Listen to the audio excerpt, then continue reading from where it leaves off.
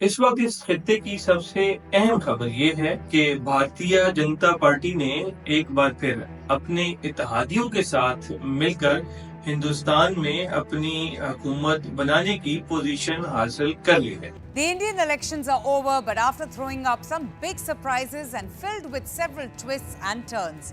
The Election Commission of India has declared results for 542 of the 543 Lok Sabha constituencies, with the BJP winning 240 seats and the Congress a 99.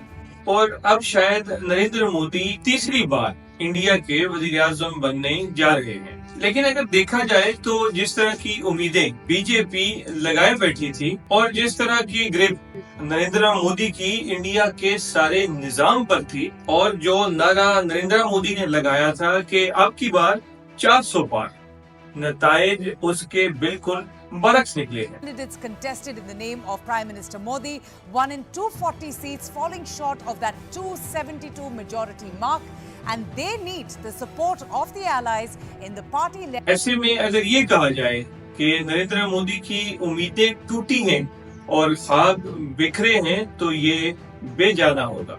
Narendra Modi को हिंदुस्तान की बहुत सारी रियासतों में ऐसी शिकस्त हुई है कि जिसका वो तसव्वुर भी नहीं कर सकते थे। इंडिया के सारे निजाम पर नरेंद्र मोदी की जिस तरह से पकड़ है और जिस तरह के नरेंद्र मोदी के इंडियन मिलिट्री एस्टेब्लिशमेंट के साथ रवाबत है, और जैसे कामयाबी के साथ नरेंद्र मोदी ने इससे पहले 2 बार हुकूमत बनाई है, इससे तो ऐसा लगता था कि अब की बार बीजेपी बहुत बड़ी कामयाबी हासिल करेगी।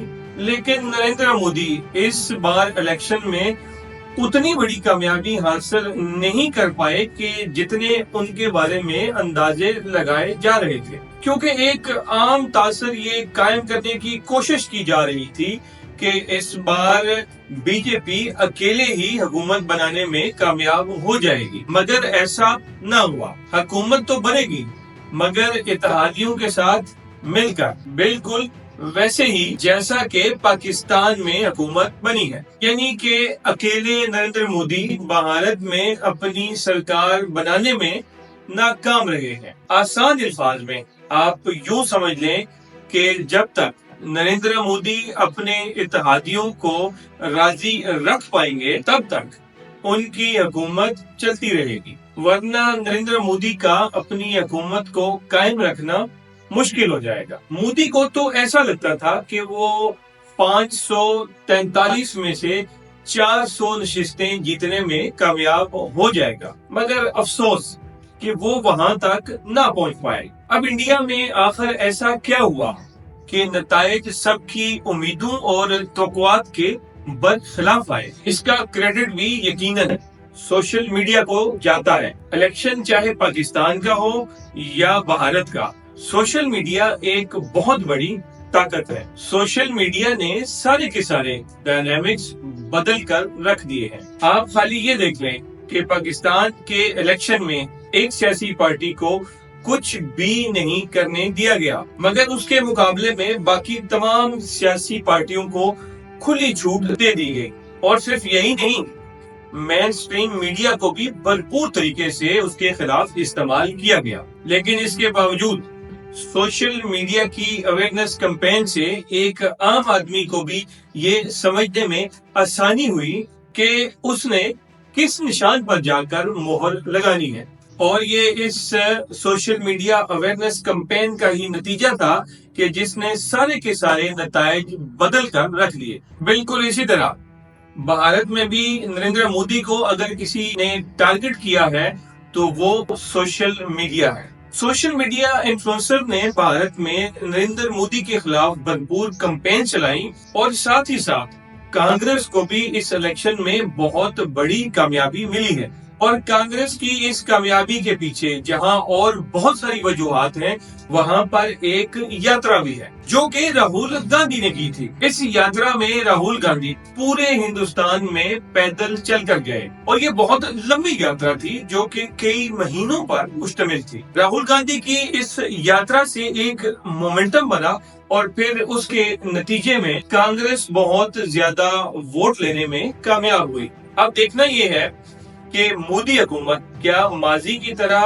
من مانی کر پائے گی یا پھر اسے اپنی پالیسی بدلنی پڑے گی، کیونکہ نریندر مودی کو اس بار ایک تگڑی اپوزیشن کا سامنا کرنا ہوگا۔ دوستو، بھارت کا یہ الیکشن دنیا کا سب سے بڑا الیکشن تھا، جس میں بی بی سی کی رپورٹ کے مطابق تقریباً 1 ارب لوگوں نے ووٹ ڈالا اور 6 ہفتوں میں یہ سارا پروسیس مکمل ہوا۔ بہرحال مودی کی سرکار تو بن گئی مگر من مانی حکومت نہ بن سکی، اور اس میں بہت بڑا کردار بھارت کے سوشل میڈیا یوزر کا ہے۔ سوشل میڈیا ایک ایسا جن ہے جسے کہ روایتی سیاسی پارٹیوں کو کسی بھی صورت میں اپنے قابو میں کرنا ہوگا۔ اگر وہ ایسا نہ کر پائے تو عام آدمی اور عوام ان کے ہاتھ سے نکلتا چلا جائے گا۔ بی جے پی کو ماضی کی 303 سیٹوں کے مقابلے میں اس بار محض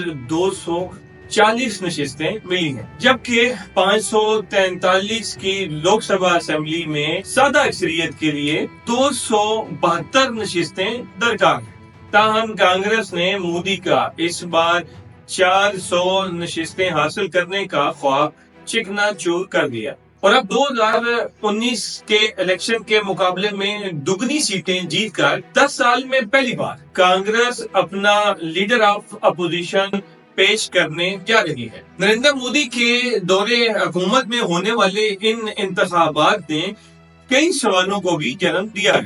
تفصیلات کے مطابق انتخابات سے قبل اور نتائج کے اعلان سے پہلے تک مودی اور اس کی انتہا پسند جماعت بی جے پی نے مخالف جماعتوں کو دبانے کے لیے ہر ایک منفی حربہ استعمال کیا۔ انتہا پسندی اور مسلم دشمنی پر مبنی بیانیے اور الیکشن سے قبل اپوزیشن کے خلاف استعمال کیے جانے والے ہتھ کنڈوں کے باوجود فاشسٹ مووی اپنے دعووں کو سچ ثابت کرنے میں ناکام رہا۔ جن رہنماؤں سے مودی سرکار کو خطرہ تھا انہیں جھوٹے مقدمات میں انوالو کر کے گرفتار کروا دیا۔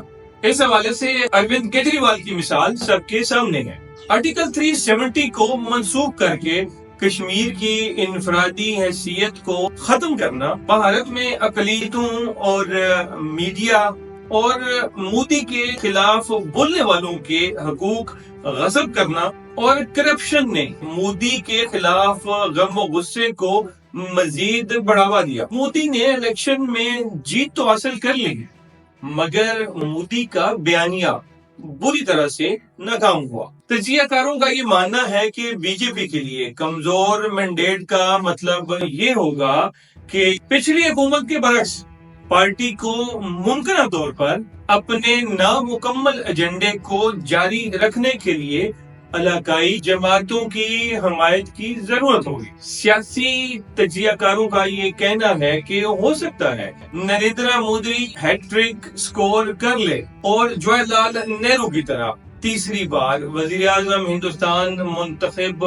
ہونے کا اعزاز حاصل کر لے۔ انتخابات سے قبل نریندر مودی نے تامل ناڈو میں 45 گھنٹے تک تنہائی میں مراقبہ کیا، جہاں پر نریندر مودی نے ناریل اور انگور کا شربت پیا، اور بظاہر اس تنہائی میں سینکڑوں کیمرہ مین نریندر مودی کے ساتھ موجود تھے۔ دیوتا کا روپ ہونے کے دعوے کے باوجود رائے دہندگان کی بڑی تعداد کو اس حقیقت کا ادراک ہو چکا تھا کہ یہ دیوتا بھی ایک عام انسان ہے، اور اس دیوتا کے اندر بہت ساری خامیاں ہیں۔ اگر ویڈیو آپ کو پسند آئی ہو تو نیچے سبسکرائب کا بٹن دبا دیں اور چینل کے لنک کو اپنے دوستوں کے ساتھ بھی شیئر کریں۔